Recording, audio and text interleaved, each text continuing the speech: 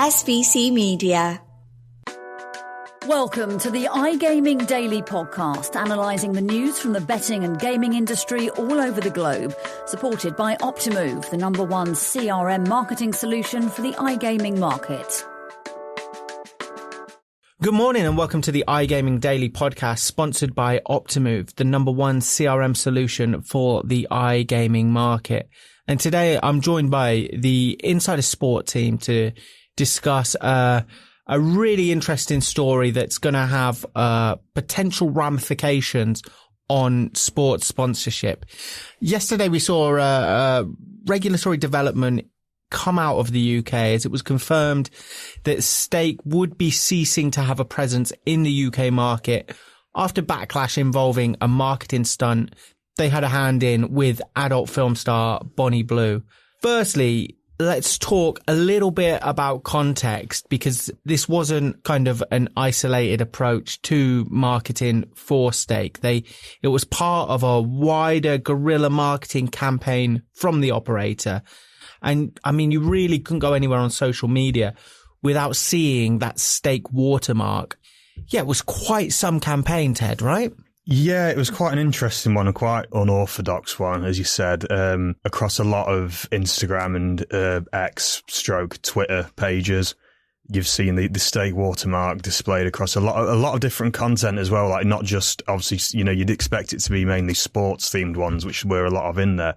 But as we're going to discuss, it appears they've covered a whole range of different topics and areas and forms of content. I mean, our colleague Kieran actually did a bit of digging on this, and I think he's come across one of the companies we think has been working with Stake on this, called Elevate Media, who it appears have been one of the middlemen in this, of sort of reaching out to different social media accounts and, you know, notable people to inquire as to whether they want to have a Stake watermark and work with the company.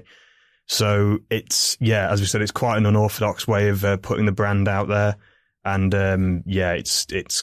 it's obviously has partially culminated in them having to leave the market. Yeah, so I guess that's worth noting, Ted, that in terms of the content creation, there was little input from Stake. It was merely, from what we saw, largely it was them just having their watermark placed on some of this content that would then go viral or, yeah, catch a lot of views online, and they were then, you know, just by default associated with the content. Yeah, I mean, obviously we are just speculating a bit here. I guess we can't really say for concrete reasons that Stake did or did not have a significant hand in whatever their watermark went across. But it does seem that, yeah, it's almost like a bit of a blanket approach of working with these intermediaries, these middlemen, who would then get in touch with influencers and notable accounts to see about setting up a relationship. This is then obviously has led to a Stake watermark appearing on this video that was filmed outside of, I think it was Nottingham Trent University, wasn't it? Featuring the adult content star Bonnie Blue. And that was then referred to the Gambling Commission and possibly the government as well, I think, to DCMS, and which then led to an investigation, which has led to the UKGC informing TGP Europe, which is the company that operated the Stake UK brand via a white label agreement with Stake. They've then been informed that they need to remove the website for UK consumers. Okay, so this, Callum, this wasn't, we've kind of gone a little bit ahead, but yeah, this was on sports content. It was on kind of viral content, like Ted mentioned, with Bonnie Blue. It was also on like just a myriad of other kind of viral clips and pictures online. Well, as far as I know, X at the moment, the images on X that you'd always see this Stake watermark, no matter how big it could be literally minuscule and it'd still be there. So, you can't really escape it. And obviously we covered it on Insider Sport. The ASA got in touch. They said they was monitoring it. Now, after this investigation, where Stake are leaving the UK market, the ASA have also got back to us and said, well, we'll continue to monitor the watermarks on social media platforms. So, it's something that at the moment it feels like a step in the right direction in trying to stamp that out in terms of what the UKGC are doing. But as of right now, I think the authority belongs on social media platforms like X to truly stamp it out, instead of they do community notes, which says this goes against our guidelines, which other than that, that's all they include. So yeah, I think it's more or less on the social media apps to stamp this out. Yeah, highlighting the community notes, highlighting that, there is gambling advertisement featured in this clip when it is the watermark. But like you say, it's a hard thing to regulate. It's not easy. Hence, I guess, the success that Stake had in terms of getting their branding out there and just really getting their brand and their logo associated with so many clips and getting so many eyes on their logo. Yeah, Ted, just brings back, like, they did obviously push the boat out too far. With the Bonnie Blue stuff. That was the one that really, the straw that broke the camel's back, if you like. What was kind of the sequence of events that led to their downfall in the UK, if you like? It's hard to say, really. I mean, it seems that maybe the video film that featured Bonnie Blue more drew attention to what had been going on, maybe, rather than specifically that being that video, the one that went, right, this is the one that's breached rules. You know, I'm just speculating here, but it seems like that may have been the case, that this was really the one that drew attention to this campaign. Obviously, betting adverts on social media, X and so on, like let's say if it's Bet365, Betfred, Betway, whoever, if they were to post a promotional tweet, from what I understand, that'll be targeted, won't it? So that will only be seen by accounts that are listed as being 18 and above, because when you set up a social media account, obviously you put your age in there. I'm not sure whether, because this Stake campaign was so much more wide ranging, it wasn't, the company directly putting in posts, it was their branding featuring on various different accounts covering a lot of content, whether that could have then been accessed by under 18s. I don't know if maybe that could have been part of the investigation as well. Obviously, I think, the UK Gambling Commission would be the ultimate source of authority on that as to whether that was the case or not. Another thing to consider is TGP Europe itself. They are a company based in the Isle of Man who operate white label agreements with a range of different companies, predominantly overseas ones, which want to have a brand presence in the UK but aren't directly licensed with the UK Gambling Commission themselves. They are obviously the one who have removed the site, and Stake have now confirmed that they've exited the agreement with them. Okay, and obviously this was part of a wider marketing push for Stake. Another big element of what they've done to kind of push their brand out there and their marketing strategy has been through some real major agreements within sports sponsorship. Yeah, Callum, just tell us a little bit more about these and also the ramifications of this decision on those sports sponsorships, and also what are some of those sponsorships? Yeah, sure, Joe. I mean, Stake's main primary sports sponsorship that they have right now is with the Premier League club Everton. Yep. It's a front-of-shirt sponsorship. Now, I'm not too sure when that deal ends. It could end this season. It might expire next season. As far as we know, Everton are in a bit of a sticky situation now, obviously with the news of Stake's website being banned, because the UKGC informed Everton and other relevant football clubs that have similar unlicensed operating sponsorships that, as we know, as of 11th of March, Stake will no longer be within the UK. So the Commission have also got in touch with these relevant clubs and warned them about redirection links and the blocking of new UK customers to the Stake website and other unlicensed operators. This throws into question whether Everton will look to end the partnership themselves, but there's also a set of due diligence guidelines that they must adhere to in order to keep Stake as a front-of-shirt sponsor. So again, this also brings into geo-blocking services that these clubs must adhere to, and also preventing VPNs, virtual private networks, that are able to bypass certain blocked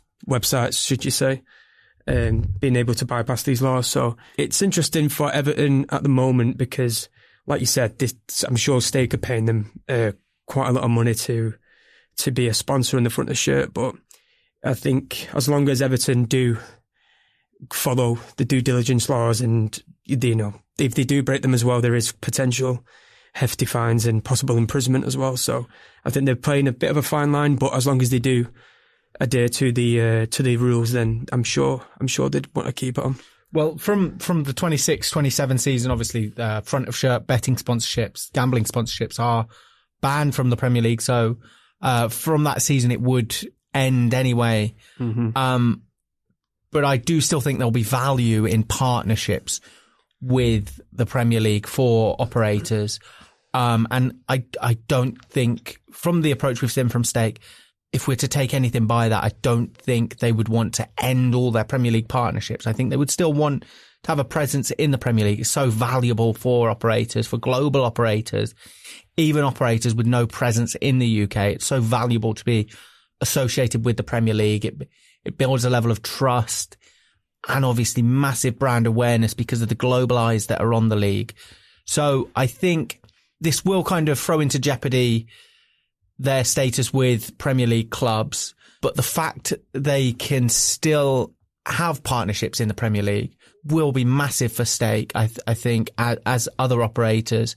And I think that's something they'll almost certainly want to retain. Ted, let me bring you in here. Yeah, obviously it changes the dynamics of sports sponsorships for Stake a little bit. Yeah, well, like you said, for starters, I don't think that the UK has ever really been a core market for Stake anyway. We've seen a statement from them, haven't we, saying that they've made a strategic decision to focus on Brazil and Italy in particular. And there's been a lot of developments over the past year that suggest that this has been quite a significant objective for them for a while anyway, focusing on these two markets. But it's not a core market in terms of user engagement, but still one of massive value in terms of marketing. Yeah, 100%. Because as you said, the Premier League is probably the most followed football league in the world. Everton themselves are quite a notable team anyway, with a pretty solid international fan base. You then got to factor in the fact that when Everton played even bigger teams like Man United, Man City, Liverpool, Arsenal, Tottenham, Chelsea, any of these really big names who have an even vaster global following, particularly in like Latin America, Asia, African markets as well, I guess. When people watch these games of these teams playing against Everton, they'll see the Stake branding. So that's why it's significant, because of the, like as you said, the global reach.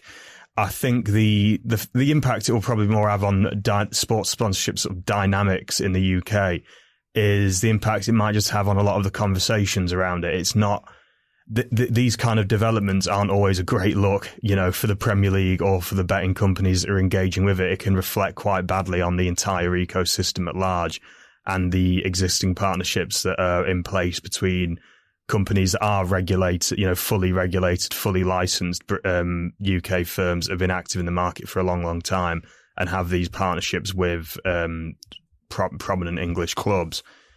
As you said, we've got the sponsorship ban, the voluntary sponsorship ban, we should say, coming in at the start of the 2026-27 season that Premier League clubs opted to do themselves. I think just developments like this will mean that the conversations around the sustainability of these partnerships, and to a lot of critics of gambling's relationship with sport, the efficacy of these partnerships will continue beyond that ban coming into place. Okay, and we're going to discuss, obviously Stake have reacted to this and they've kind of laid out their future, and we're going to discuss that after a short break.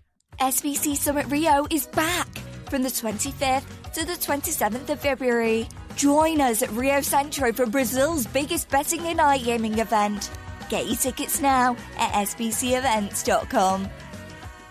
Thanks for joining us. And Ted, we heard from Stake yesterday as they kind of responded to this situation. What does the future look like for them? What did they say on this? Well, as we said earlier, a spokesperson for Stake has said that the company's strategic focus at the moment is on Brazil and Italy. And as we said earlier, I don't think the UK was ever a core market for them in terms of players and customer base anyway. So Brazil, as Callum said earlier as well, is a hugely significant market at the moment. It's been live since 1st of January. Stake have always been building up quite a solid marketing presence in Brazil. They're partnered with a top division football club. They're partnered with UFC light heavyweight champion Alex Pereira, who's obviously one of a really significant global Brazilian athlete right now. They are going to be chasing a significant position in this market along with a lot of other operators. It's a highly competitive market. I think there's over 200 licensed betting sites now in Brazil at both the state and federal level. So marketing, particularly sports marketing, is really going to be a big significant factor in setting companies like Stake out from the competition. So I think we can expect them to obviously continue with the partnerships they've already got, perhaps even enter some new ones. The other one, as I said, is Italy.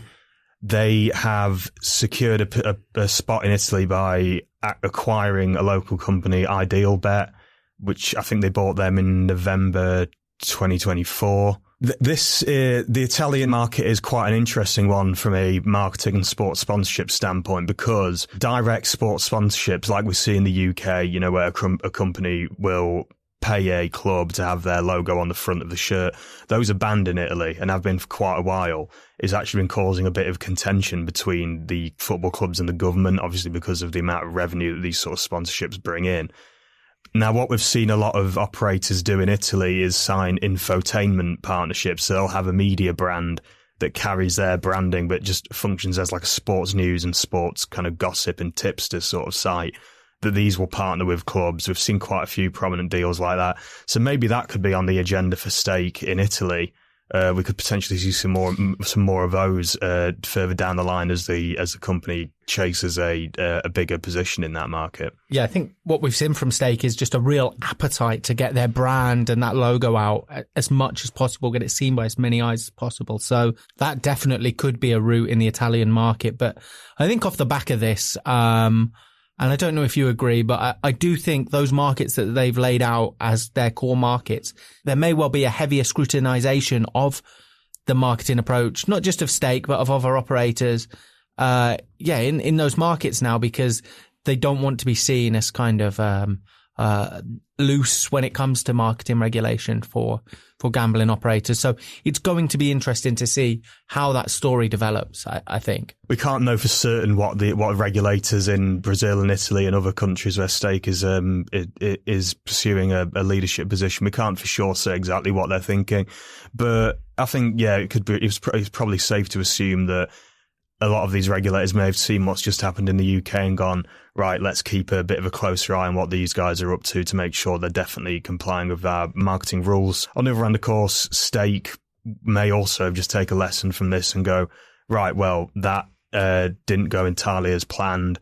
Let's adapt our strategy for other markets to make sure this doesn't happen again. You know, everything's a learning curve, isn't it? Take a more conservative approach, you reckon? Maybe. We'll wait and see on that one. Yeah. We will wait and see on that one, Ted. I'm not too sure. Let's see what happens. I'm just trying to give them the benefit of the doubt there, Well, I think, I mean, obviously it didn't play out brilliantly in the end, with the final campaign, but departure from the UK market, I don't think it's going to hinder Stake's operations too heavily. I think it's not a massive loss to them. And I think the efforts through this campaign, although it was very maverick, it was very rogue, they got their brand out there. And I wonder if that will be, you know, kind of the main motive for them. So, who knows whether internally they see this guerrilla marketing campaign as having been a success. But one to see how it plays out for them in future markets. And Callum, to close us off really quickly, will this story affect any other sponsorships within English football? If we look at Callum Sports, the Asian operator, they're obviously unlicensed within the UK now. This is all dependent on if these Premier League clubs continue with these unlicensed operator sponsorships, adhering to the guidelines when it comes to blocking redirection links to these operators. But as previously mentioned, with the impending front of shirt sponsorship ban, there's going to be no front of shirt sponsorships of gambling operators anyway by the 26-27 campaign, the start of that campaign. So, I think they just need to follow these due diligence guidelines and make sure they have the right parameters in place so they and themselves don't get penalised and have enforcement action against them. Yeah. Something else I think that's worth mentioning, Callum, is obviously, I know you've written about this in the past, is obviously Stake's deal with the F1. Do you reckon that could be, how do you reckon that could play out now? Yeah, well, that's an interesting one because the Dutch Gambling Authority, they ordered for the Stake branding to be removed from the Stake F1 team, with the title sponsorship they have with the Sauber F1 team, so it's called Stake F1 Team. They have branding all over the race cars and with the team uniforms and assets like that. Now, I'm not too sure, but I don't think this action really took any precedent over the Dutch Grand Prix last year. So it would be interesting to see how, when the UK Grand Prix comes over to Silverstone this year, obviously now Stake being an unlicensed operator, whether the UK GC will take similar action, but that remains to be seen. Yeah, interesting, I guess. If they can remain on the front of the Everton shirt, I see no reason why they would not be able to remain on the front of an F1 car. But yeah, it is interesting, and the F1 president has been set. So yeah, again, let's see how that one plays out in the future. And yeah, a really interesting discussion. I thank you both ever so much for your time. Yeah, let's see what happens in the future on this one. And thanks for joining us. Thank you for listening to today's iGaming Daily podcast, supported by Optimove, the #1 CRM marketing solution for the iGaming market. If you want to find out more about some of the subjects raised today, feel free to explore any of the sites in the SBC News network or check out the latest edition of the SBC Leaders magazine. Happy reading.